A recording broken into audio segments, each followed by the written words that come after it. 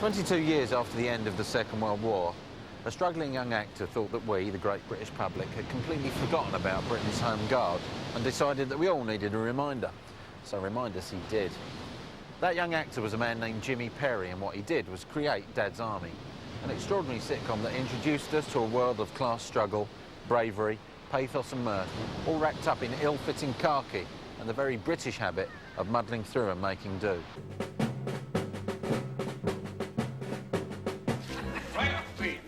No other show has so many well-drawn leading characters. Mannering was pompous and suffered from delusions of grandeur. Wilson was vague, cultured and public school educated.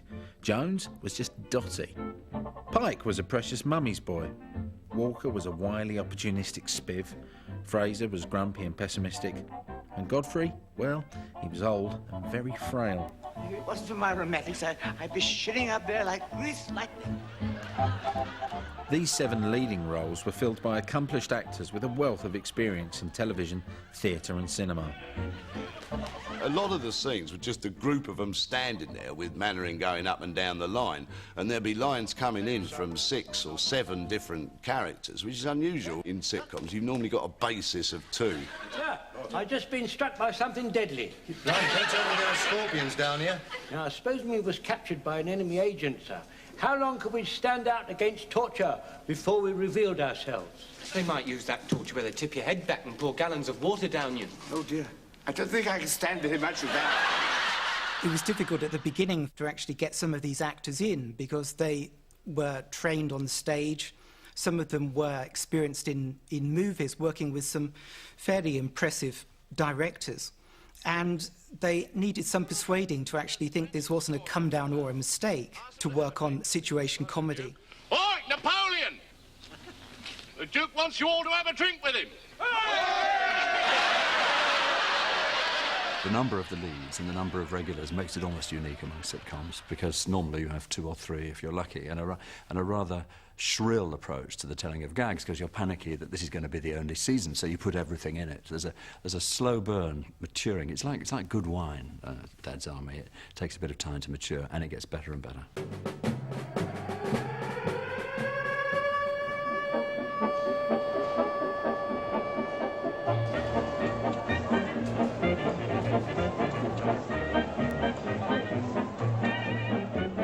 A particular period in British history, probably the most intense period in the 20th century, when it genuinely was likely that the Germans would invade. So you've got this big background, and yet to a gallery of small town people drawn from different walks of life.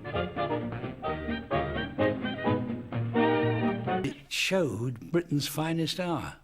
And people have forgotten about that, and it was our finest hour, because we were on our own. Huge masses of Germans across the Channel, and there's going to be no mercy. The massive Nazi war machine is pushing its way across Europe. You couldn't choose a bigger situation unless you did the history of the world or the story of the Bible or something like that. It was a really big deal. There's lots of films to be made about the war, but using comic elements within it. But you don't lose sight of the fact that we are talking about a terribly serious period, a very cruel period and all the rest of it. But you have to have the lightness, because life was going on anyway. People were living their own lives while all these awful things were happening. The focus of the series is on war, bringing out the best in people and actually working together in a common cause. But it's rooted in a real set of historical incidents, and that's a huge strength. We all have our part to play, and every effort is being made to confuse the enemy.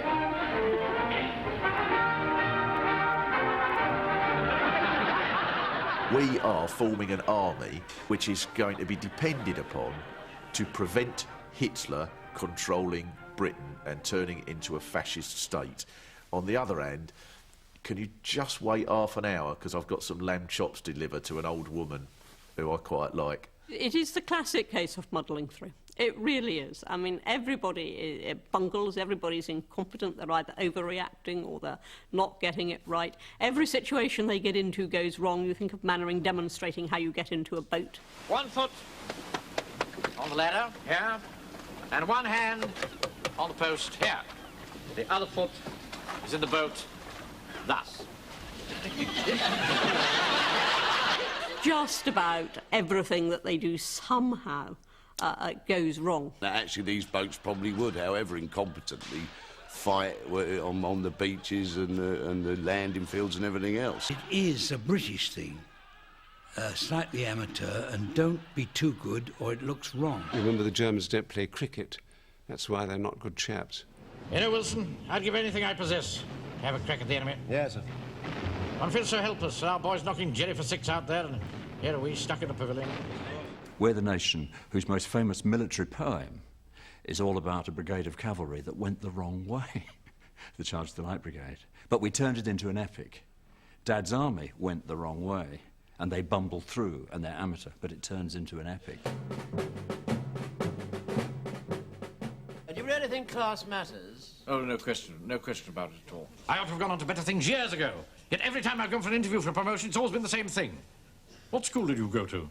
You didn't have to be political at the time Dad's army was at its peak to think about class. This wasn't just something that academics and sort of left-wing students talked about.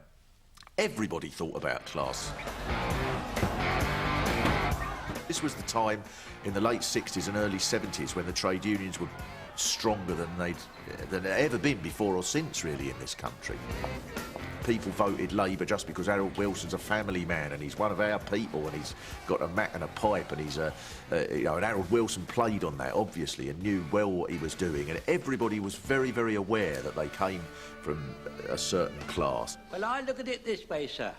Now, although Sergeant Wilson has got 3 stripes on his honourable arm, you've got 3 pips on your common shoulder.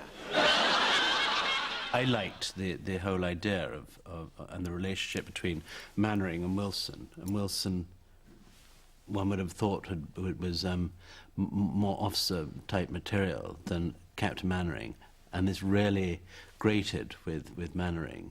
From time to time, he let it show. You'll stick up for him, won't you? Both went to public schools, didn't you? No. Can't help feeling, sir, you've got a little bit of a chip on your shoulder about that. There's no chip on my shoulder, Wilson. I'll tell you what there is on my shoulder, though. 3 pips, and don't you forget it. The grit that made the pearl that is Dad's army is that sense of class consciousness, that tension that goes across the office table between Mannering, the grammar school boy who's the captain, and Wilson, the public school boy who's the sergeant, is really the thing that crackles with comedy from the very beginning. And it's the great comedy heart of Dad's army. Reminds me of the time when I was at school, we used to have midnight feasts in the dorm. Really? The school I went to, we didn't have any midnight feasts. We had a marriage with a few aniseed balls in a corner of the playground. My mum would say, oh, you know, Michael up the road, he's got a job in a bank. Ooh.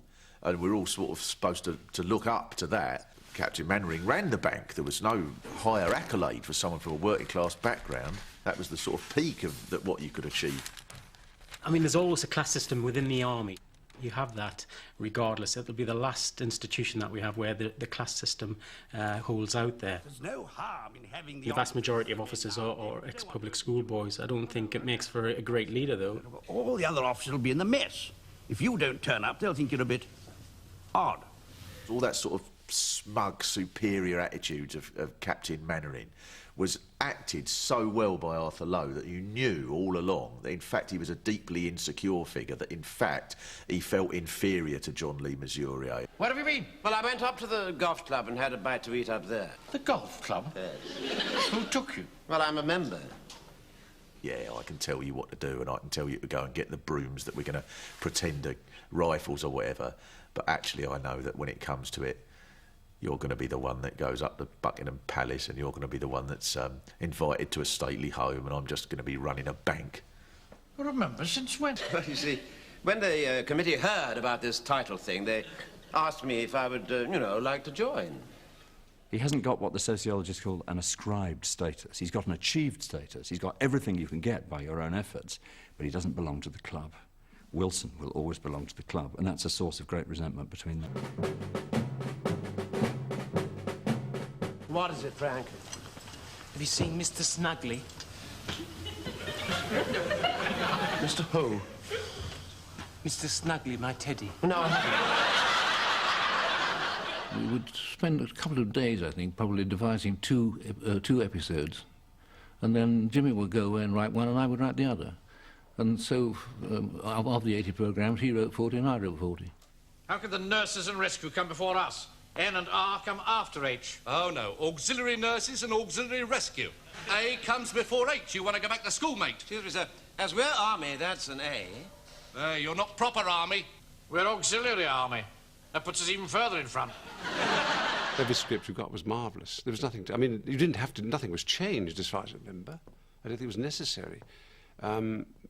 Because they wrote so brilliantly for the characters. I don't want to take up too much of your time. After all, you're a very important man. I wouldn't say I was all that important. You, Wilson? No, I don't think so. The original intention was to write a show with a good part in it for me. So I wrote the part of the spiff, Walker. But to you, it's a quid. Now, are you on or not? Nobody really liked the idea. And I suppose with hindsight, it probably wasn't a good idea because they were tough buggers, you know. If you're a writer and you've written yourself a funny part, and all the other actors think all the best lines are going to him, so that is not a desirable thing. You cannot bribe magistrates. Yeah, no, not with money, no. But scotch, maybe. As the series progressed, I think they started to write to some of the idiosyncrasies of the actors, so the characters actually take on something of the persona of the actor playing it. Pay attention, will you please? I would like to say on behalf of Captain Mannering and myself how very grateful we are for the trouble that you have taken in your appearance in this parade. Wilson! You all look absolutely lovely. It wasn't always just comedy. I mean, there was some wonderfully sort of serious and quite tender moments in it. One of my favourite episodes was Mum's Army, where Captain Mannering had a brief encounter relationship with a Mrs. Gray, and it really was a very touching and moving episode. I've never begged anything from anybody in my life, but I'm begging you not to go. I didn't like it at all when he read it. No, I don't think he did read it, actually, because I think the first rehearsal he said, if I'd read this before, I wouldn't have done it, or something, he said. I mean, by Thursday, he said, this is sheer genius. Promise you'll write. Very well. I promise. Goodbye, George. Maestro, please.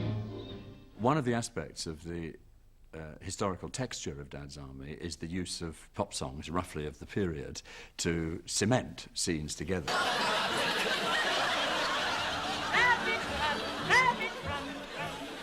All I'm saying is that Mannering's making an absolute perfect fool of himself. Scene finishes, maybe it fades, maybe you move to the next scene, with this snippet of a couple of lines of a contemporary pop song.